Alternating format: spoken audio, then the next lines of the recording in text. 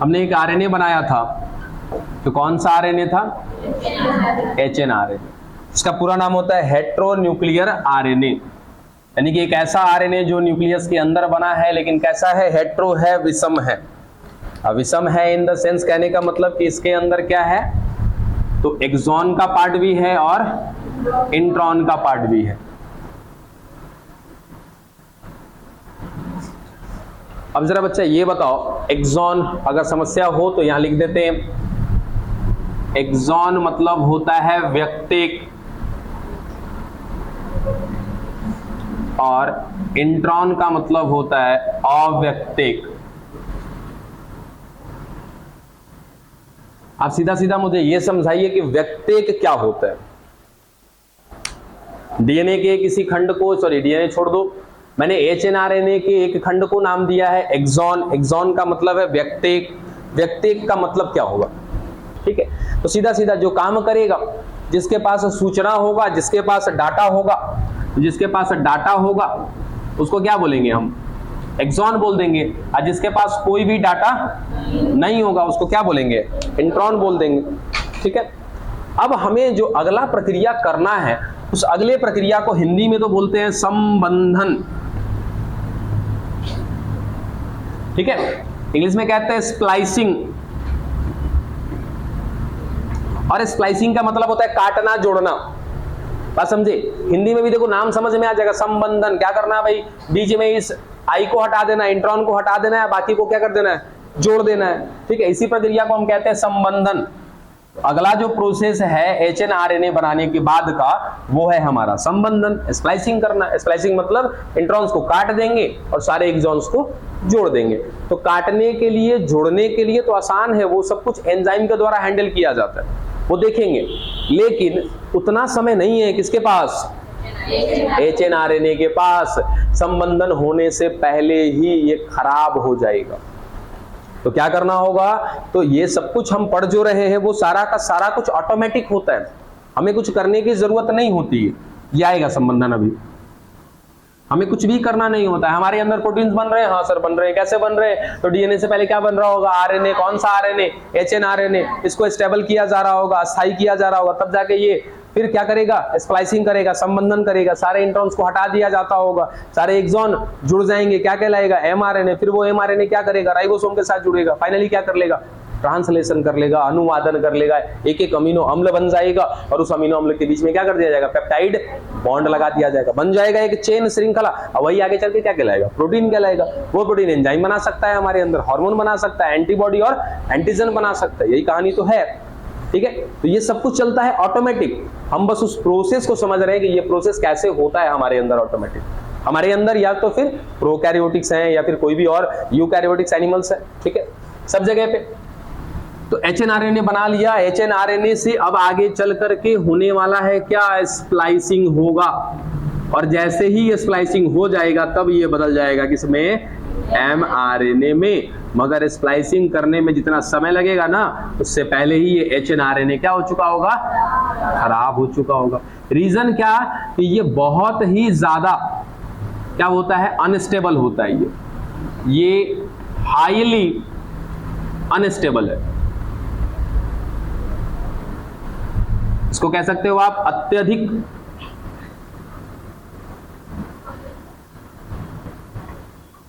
अस्थायी है। ये इतना तेजी से अपने आप को बिखेरेगा कि सारा मेहनत डांड हो जाएगा, समझे? यानी कि सारा का सारा मेहनत बर्बाद हो जाएगा। क्या करेंगे? बताया था कि कुछ ना कुछ तो करेंगे इसके किनारों पर, इसके 5' एंड पर कुछ करेंगे और 3' एंड पर भी कुछ करेंगे। इतना तो पढ़ा ही होगा ना कि क्या किया है। क्या किया बताओ? क्या करेंगे? तो हम ही बता के गए थे। नया क्या पढ़ा इसमें? क्या करते हैं बच्चिया? बोलो। बाबूजी जब मिलते ना कहते विकास भैया ध्यान बना लड़किया पर, कि ध्यान ही ध्यान है, लेकिन लड़किया के ध्यान नहीं है, ये नहीं बोल पाते हैं, समझे? क्या करती हो घर पे जाके? पढ़ती हो ईमानदारी से? अच्छा, कहाँ पढ़े हैं बता दीजिए आप। बाबू हम भी आपको 1.5 साल से पढ़ा रहे हैं ना। नहीं, क्या करेंगे बाबू? सबसे गधा बैच यही है हमारा। चल, आप लोगों ने भी कुछ नहीं पढ़ा, बहुत अच्छी बात। देखो क्या करने वाले, अच्छा है, बताइए दो, बड़ी परेशानी में, बताओ। नहीं बताओ क्या करने वाले हैं। देखिए 7 mg कैप, ठीक है, इसके 5 डैश एंड पर लगाएंगे। अब 7 mg कैप क्या, जब इसको बढ़िया से पढ़ेंगे तो क्या होता है, ये 7 मिथाइल ग्वानोसिन ट्राइफॉस्फेट, ठीक है। अब इसको कह सकते हैं ना कि ये एक प्रकार का असाधारण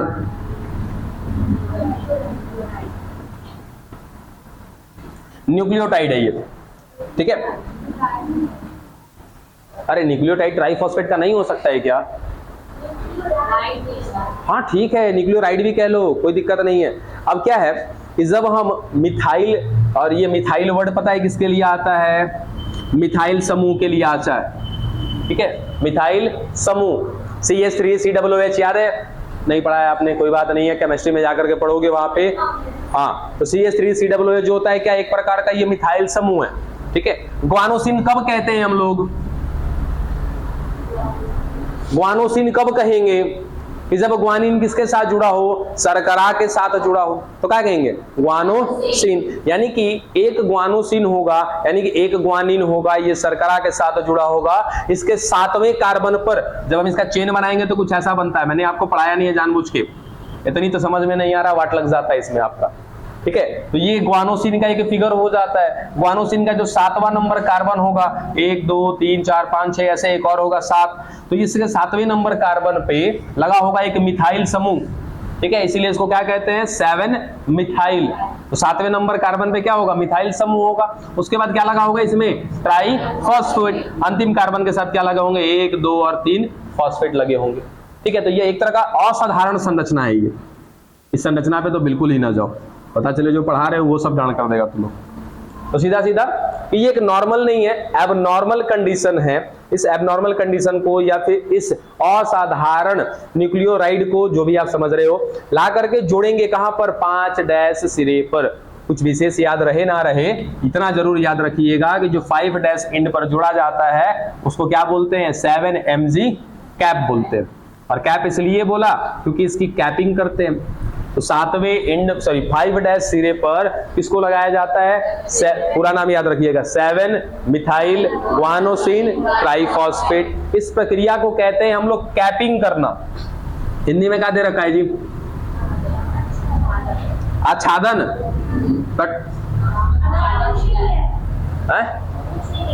कोई बात नहीं है, कैपिंग याद रख लीजिएगा कि क्या कर रहे हैं हम लोग? कैपिंग कर रहे हैं। पहला स्टेप समझ में आया कि HNRNA को क्या कर रहे हैं हम लोग? अस्थाई कर रहे हैं। अस्थाई नहीं करेंगे तो गड़बड़ हो जाएगा, यानी कि इसको स्टेबल कर रहे हैं। और स्टेबल करने के लिए दोनों सिरों पर कुछ ना कुछ जोड़ना होगा, नहीं तो ये बिखर जाएगा, डिस्ट्रॉयड हो जाएगा। 2 सिरा है हमारे पास, एक है 5 डैश, दूसरा है 3 डैश, ठीक है। 5 डैश पे क्या लगा दिया? 7 मिथाइल ग्वानोसिन ट्राइफॉस्फेट। इस प्रोसेस को बोलते हैं कैपिंग करना, ठीक है। दूसरा स्टेप भी है, ये पहला है स्टेप फर्स्ट, दूसरा सेकंड किसकी बारी है? दूसरे साइड की 3 डैश सिरे की। तो 3 डैश सिरे पर क्या करते हैं, याद रखिएगा कि लगभग 3 डैश सिरे पर 200 से 300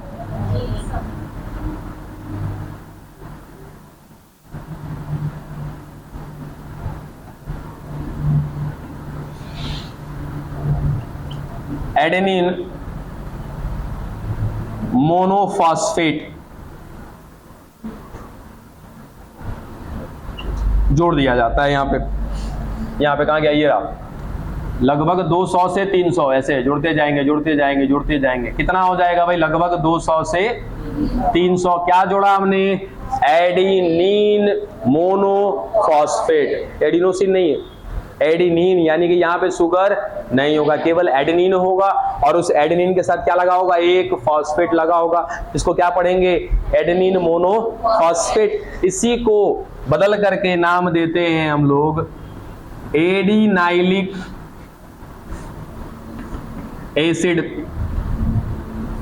तो क्या होता है कि भाई लगभग 200 से 300 एडिनाइलिक एसिड को जोड़ा जाता है 3' सिरे पर।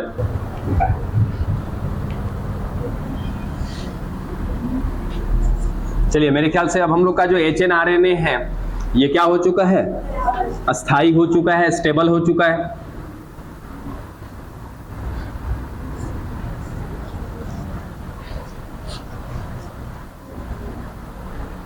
क्या किया है भाई हमने, तो इसके 5' एंड पर क्या लगा चुके हैं, 7 mg कैप, और इसके 3' एंड पर क्या लगा चुके हैं हम लोग, लगभग 200 से 300 क्या, एडिनाइलिक एसिड।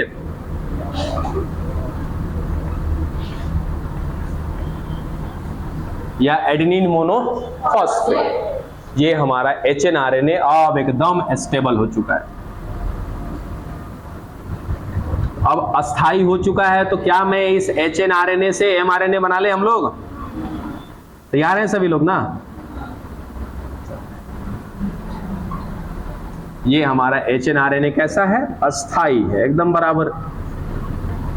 चलो क्या करना है सर, तो पहले इनको काटना होगा। क्या, जहां जहां पर एक्सॉन है, इंट्रॉन है, इन सबको काट के क्या करना होगा, अलग करना होगा। सारे इंट्रॉन्स को हटाना होगा और सारे के सारे एक्सॉन्स को जोड़ना होगा एक साथ में, ठीक है। यानी कि यहां से इस इंट्रॉन को हटाइए, फिर इस इंट्रॉन को हटाइए और सारे एक्सॉन्स को जोड़ देना है। ऐसा ही काम करना है। होगा कैसे, होगा ना, देखो तो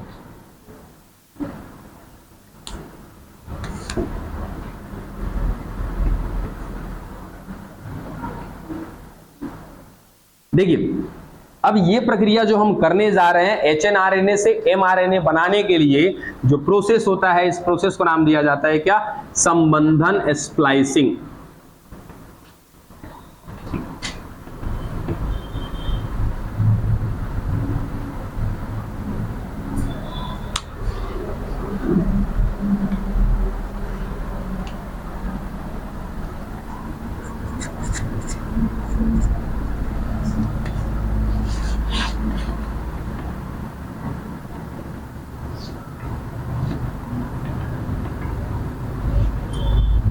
देखिए, संबंधन करने के लिए हमारे पास दो व्यवस्था है, जिसमें से कुछ चीजों की जानकारी आपके बुक में है, कुछ नहीं है, तो जो याद रखने लायक होगा वो रख लीजिएगा। तो सबसे पहले संबंधन करने के लिए हमको क्या चाहिए, तो कुछ एंजाइम्स चाहिए। उन एंजाइम का नाम है, पहला नाम याद रख लीजिएगा, RNA न्यूक्लियेज। ये क्या करेगा कि यहां पर जितने भी एक्सॉन इंट्रॉन्स दिख रहे हैं ना, उन सबको काटने का काम करेगा। और दूसरा, काटने के बाद इंट्रॉन को हटाने का भी काम करेगा। समझ में आया? RNA न्यूक्लियस क्या कर रहा है, तो पहले इनको काटेगा, काटने के बाद सारे के सारे इंट्रॉन्स को हटाने का काम करेगा। दूसरा याद रख लीजिएगा, RNA लाइगेज। लाइगेज याद है क्या आप लोग को? DNA ligase. DNA लाइगेज क्या करता था, DNA के खंडों को जोड़ता था। कौन से खंड को जोड़ता था बच्चिया? वो जो बनता था ना, रुक रुक के बनता था, उसमें रुक रुक के खंड बना था, उस रुक रुक के बने हुए खंड को क्या कहते हैं? ओकाजाकी खंड कहते हैं। तनिक ध्यान रखा करो क्या है। तो भाई ओकाजाकी खंड सभी को याद है ना। तो ओकाजाकी खंड जो रुक रुक के बना था, टुकड़ा टुकड़ा में बना था, उनको जोड़ने के लिए कौन आया था? DNA ligase. यहां पर भी सर अब तो काट दिया ना, किसने? RNA न्यूक्लियस ने काट दिया। लीजिए सर, काट दिया इसने, इंट्रॉन्स को हटा दिया। हाँ जी भाई, इंट्रॉन्स को हटा भी दिया यहाँ से। अब क्या करना है, जोड़ना है इसको। तो जोड़ने के लिए कौन आएगा, आरएनए लाइगेज। लाइगेज वर्ड जहां भी आए याद रखना जोड़ेगा, और न्यूक्लियस वर्ड जहां भी आए याद रखिएगा काटिएगा, ठीक है। तो आरएनए लाइगेज क्या करेगा, तो इन सारे के सारे एक्सॉन्स को क्या कर देगा, जोड़ देगा। आज जब सारा का सारा एक्सॉन जब जुड़ जाएगा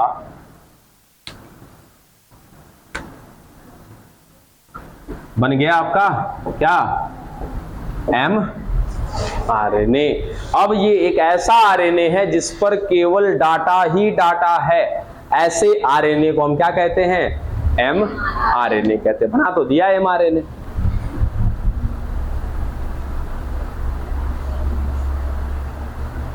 यहीं पे लिख देते हैं हम अंतिम में। एक तीसरा भी है हमारे पास, S N RNA. S N RNA इनको कहते हैं शॉर्ट, देखो इधर, शॉर्ट न्यूक्लियर आरएनए, यानी कि उसी केंद्रक के अंदर छोटे छोटे छोटे छोटे आरएनए के टुकड़े होंगे, पहले से ही मौजूद हैं। जैसे हमारे पास आरएनए न्यूक्लियेज है केंद्रक में, आरएनए लाइगेज है, उसी तरह क्या होता है, एसएन आरएनए। ये दोनों तो एंजाइम है, ये कोनो एंजाइम नहीं है, ये आरएनए का छोटा छोटा टुकड़ा है जो केंद्रक के अंदर मिल रहा है, इसलिए इसको बोलते हैं एसएन आरएनए। ये भी क्या काम करता है, तो ये सीधा सीधा यही दोनों का काम करता है कि भाई इंट्रॉन्स को काट के हटाना है और एक्सॉन्स को आपस में जोड़ना है, बस।